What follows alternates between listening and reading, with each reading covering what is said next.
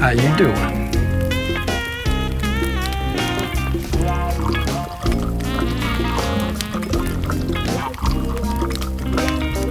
Dad! What's going on in here?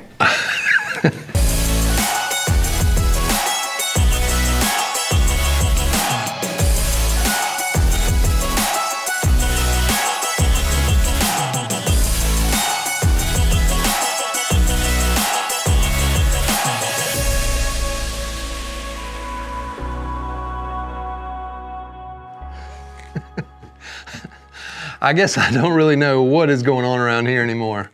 I just thought I would poke a little fun at how crazy people can be about these tools of the trade. And anyway, my daughter and I did have a fun time filming that opening sequence, so there's that. And I did keep the fire on back here, so it's kind of like a fireside chat today.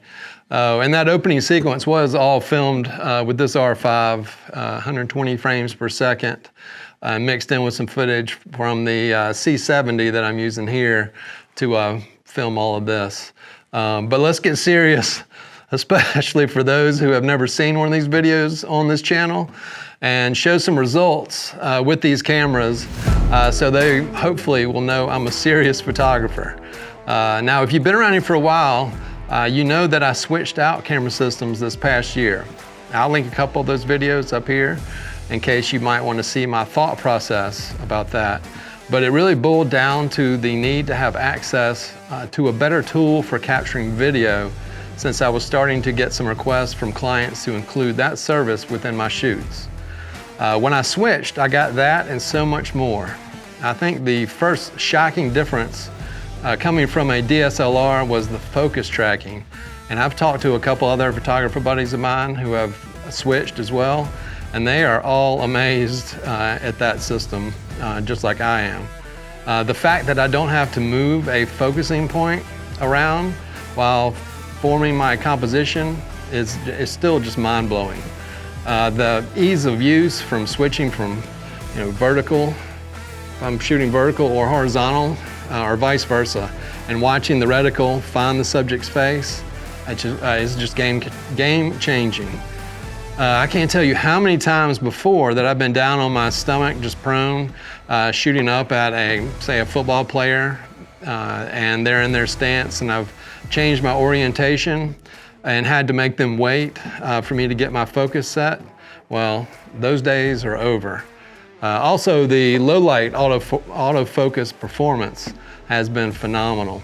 If you saw the Naval Academy shoot, where we were pretty much in complete darkness, you've heard me talk about that system before and how it worked that evening.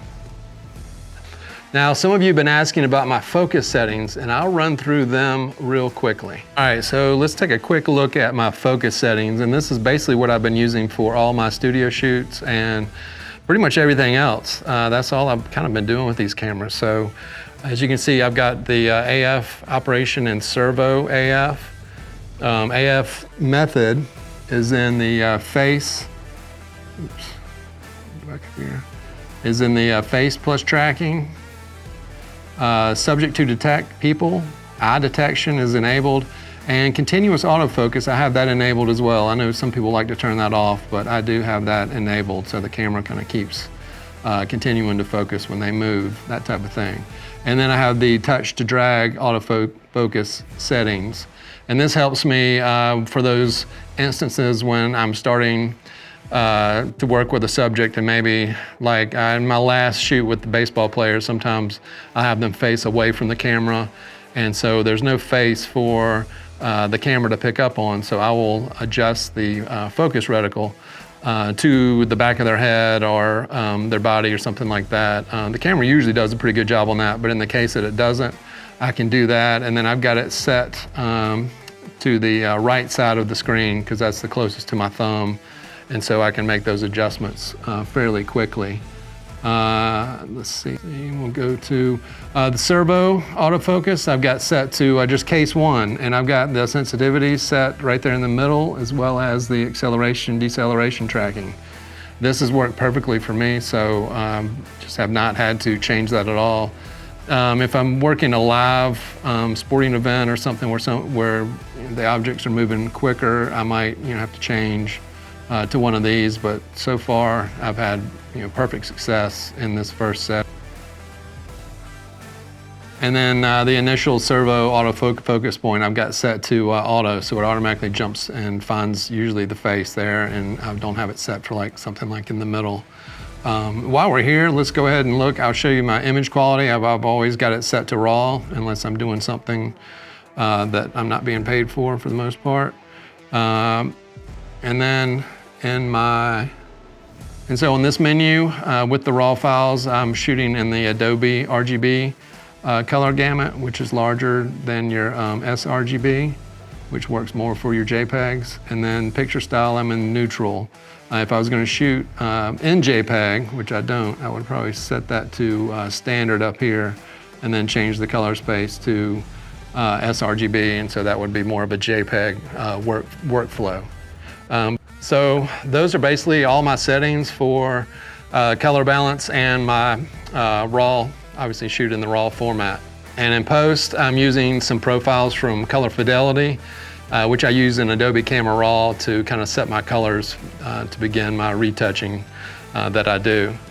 Okay, so several of you have also asked about my shutter settings since you've seen me use bursts to capture action on set. Now, I've gotten so used to the shutter button on this camera that I rarely take the camera out of the low speed continuous shutter mode.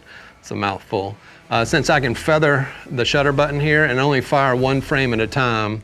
And then I have the option to hold it down and capture multiple frames. I think it's along the lines of 3 frames per second in that lower drive mode. When I need to step it up, I'll switch to the high speed, not the plus mode, but just the regular high speed mode, where I can get approximately 8 frames per second. And my strobes, depending on their power levels, can still do a pretty good job keeping up with recycle times. I don't ever shoot in the higher H+ mode. It actually drops your files down to 13-bit, and the electronic shutter, which I don't use, further drops your files to 12-bit. And you can introduce flickering, rolling shutter, and all that fun stuff. And the sync speed with my strobes, the Pro Photos I use, well, actually just this camera's sync speed with strobes is 1/200th of a second. So that's where I'm set in camera, and I'm reliant on the insanely fast light duration speeds from the strobes in order to freeze the action. Moving on to image quality, it's just outstanding. The sharpness with the RF lenses has made me actually adjust my sharpening workflow in post. And some of the files, depending on what they are, they don't need any sharpening added. This camera overall is just a complete joy to use. If I were to try and find some deficiencies, one might be battery life compared to what I was used to before. The chargers also take a while to bring those low batteries back up to a full charge. So just make sure you have enough on hand to cover yourself for a full day shoot. The only other thing is, and I've gotten pretty used to it now, but it's the little overheating light that will start blinking during long shoots. Now, these have never overheated on me shooting stills, but it's still a little disconcerting to see a little red light blinking on the LCD as you're conducting a photo shoot. But like I said, I'm pretty used to it now. And if I am gonna be shooting video on a shoot, I know I'm gonna need another R5 just because of that issue. So, as I mentioned earlier, the honeymoon continues.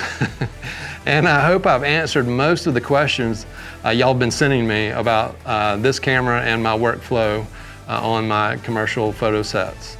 And now, before I wrap, I wanted to mention that I've got a Patreon page set up, and I hope y'all will view it as an extension of this channel, since I'll still be continuing the content here as frequently as possible, and just like I've done, or like I've been doing over the past 10 to 11 months now. Hard to believe it's been that long.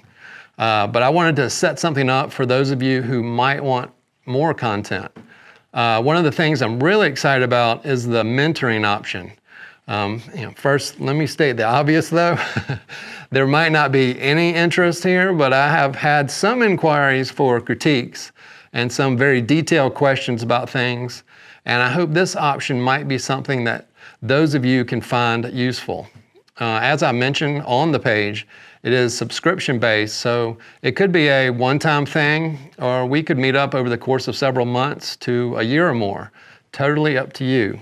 I also have 2 other tiers where I will be adding some content, which I hope becomes generated mainly by your request.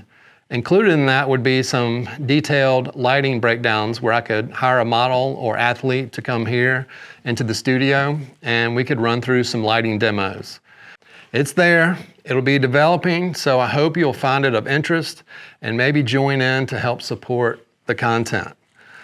Okay, so let's wrap this sucker up. If you've got any more comments or questions on the content of this video, please feel free to drop those down below.